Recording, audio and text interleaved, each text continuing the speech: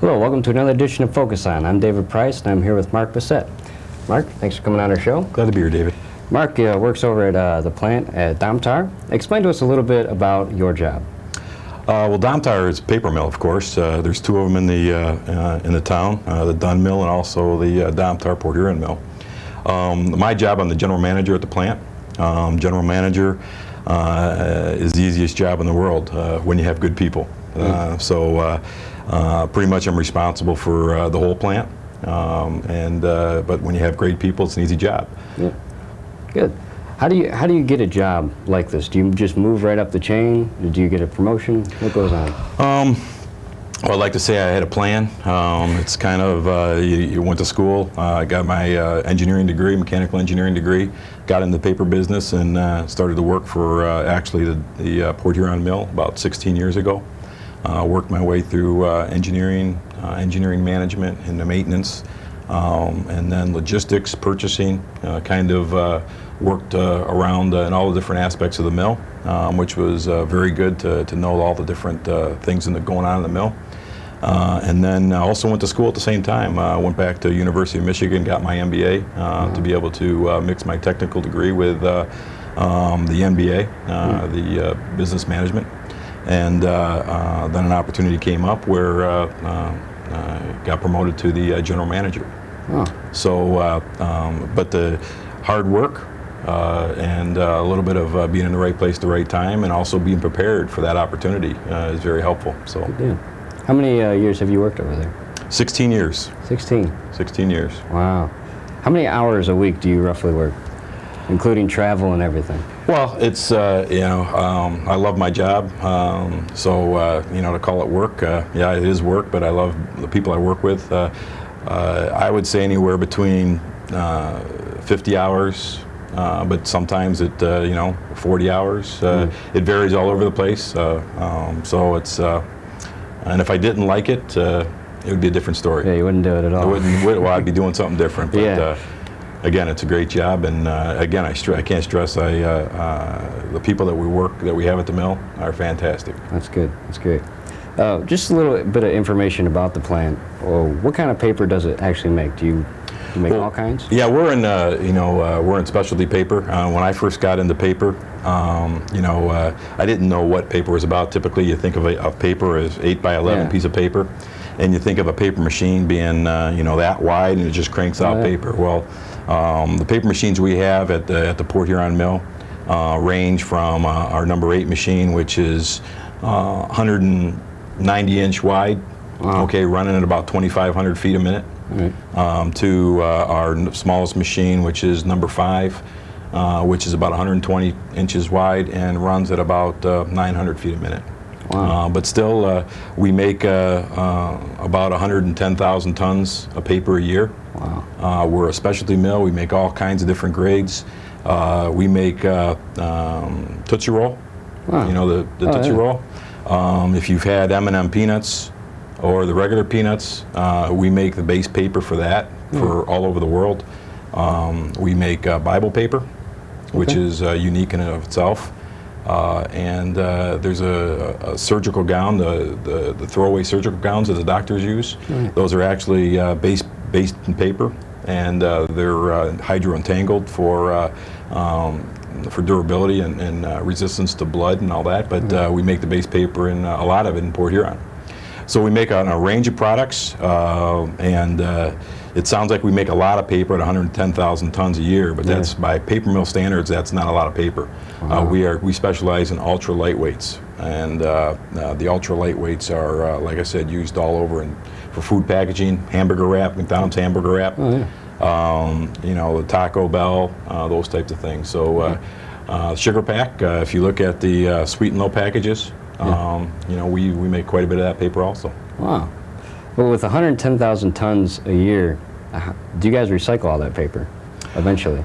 Well, most of our paper that we make, we get virgin pulp, which is trees that are cut down. We don't do the pulping ourselves or the making of the pulp. There's a sister mill up in Espanola, Ontario that makes the pulp for us, and they ship it to us. And we will mix it up in big blenders and put it on the paper machines. As far as recycle, some of our customers do want recycled fiber in their sheets, but it's really a customer preference. We do buy, purchase broke or other people's mistakes because fiber is our biggest raw material expense at the mill, and we use those raw materials to help lower our costs. Okay. So we do recycle, and we also have a thing from a recycle. I'm sure you're asking that from an environmental perspective, because a lot of things with paper mills is that they're not environmentally friendly. But I'm here to say that paper wood products are a renewable resource. Trees are a renewable resource. The one thing that Domtar does in fact have is what we call FSC, which is Forest Stewardship Council. Okay. That is a world organization which accredits forest for the for not abusing forests, Okay. Not abusing the people that live in the forest, and proper forest management. And it's a third-party accreditation in which, if you're FSC accredited, you can people can feel comfortable that that wood product or paper product came from a well-managed forest. There's market interest right now in those, from McDonald's to R.R. Donnelley, which is a big printer, to several people that are looking to be environmental friendly. Okay. And we offer those products. Wow. With you guys, there's different kinds of paper. There's wax paper and there's the regular paper, thin paper. What kind of technique is used to make the different kinds of paper? Well, I mean, at the mill we have specialty papers. We have a lot of different variables that our customers are looking for, from strength. If you have the Tootsie Rolls, from the twisting. You can't have it, when they put the candy in there and it twists, they can't have the end twist off, because then you've got the candy exposed. So you got to have twisting, the strength characteristics, to the printability. You want to have the ability to print a nice package, because it's aesthetically pleasing. And to the demanding grades, in which if you went to one of our customers who makes the candy wraps, or the M&M peanuts. Okay, the images that, if you ever seen the M&M peanuts, how bright that package is and how brightly colored it is. It's the indexing on the printing is such high speed that the paper has to be perfectly aligned going through the presses, and it's very demanding. They flip it over and they're running, upwards of a couple thousand feet a minute in printing it. So it's very demanding. So strength, so it doesn't break off and hurt their runnability.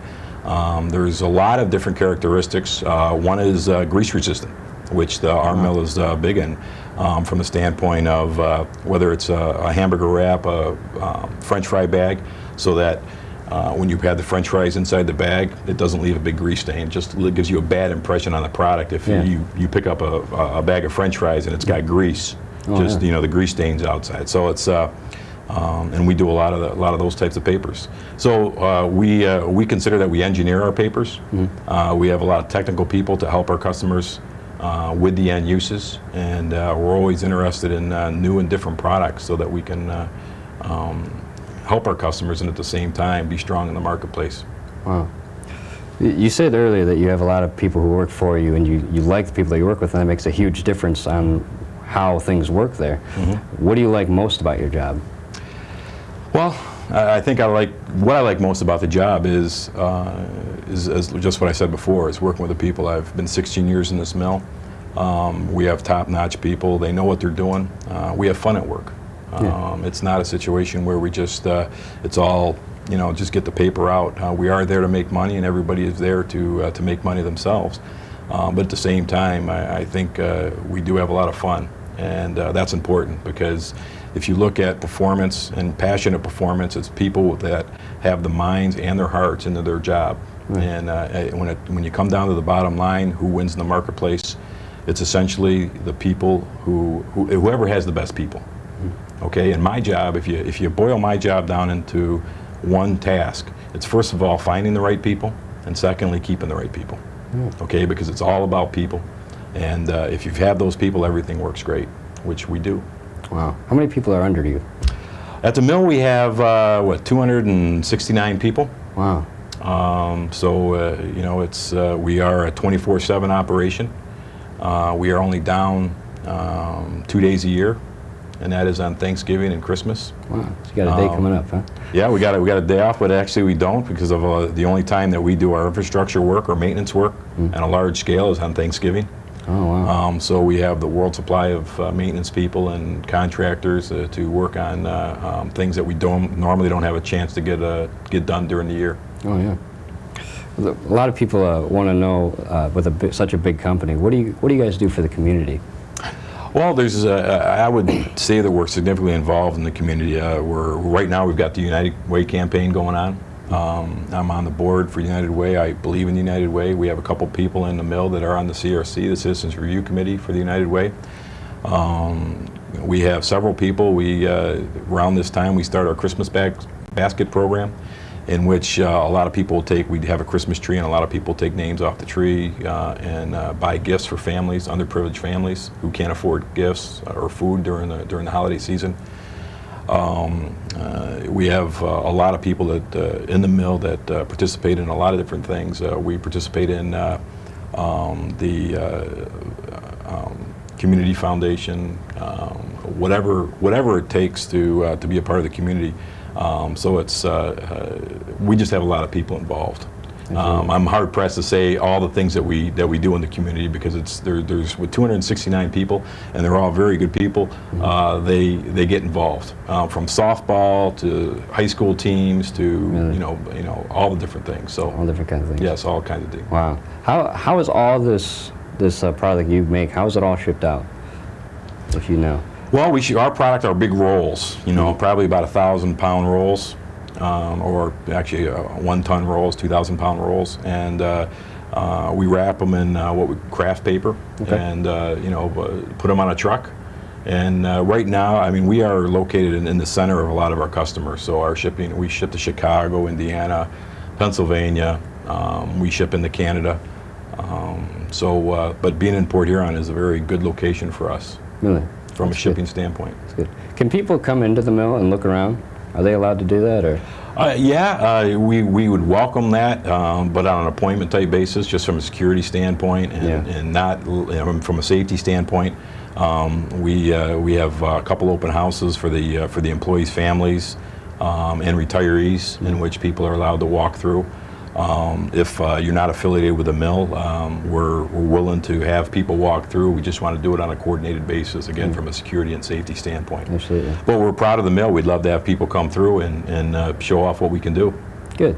Well, I just have a quick question. What's the coolest thing in the mill right now? What is the best machine that you think is cool to watch?